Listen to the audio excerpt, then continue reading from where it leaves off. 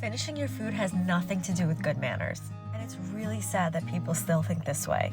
You may think that you know exactly how much food your kid needs, and maybe you're right that day. But maybe the next day they're just not that hungry, and they should not be forced to finish everything on their plate based on how much you decide they need. They should be taught to listen to their bodies and what their body needs in that moment. Now let's put aside the whole calories and energy expenditure that you're talking about and focus on the good manners that you bring up.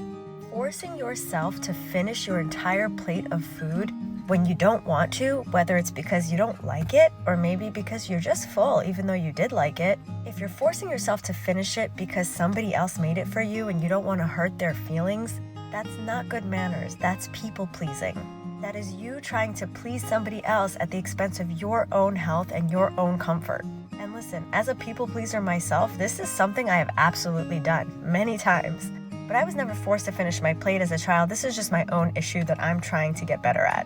But forcing your kids to finish their plate at home or when they're at grandma's house or aunt's house or a friend's house because you're teaching them that it's rude to leave any food on the plate is extremely toxic and unhealthy.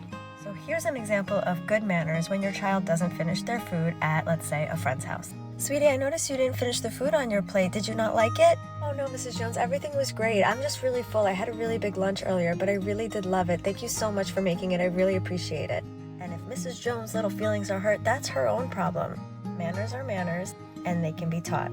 But your child is not responsible for pleasing others at the expense of their own feelings, at the expense of their own comfort, at the expense of their own happiness. Stop forcing your kids to finish their food.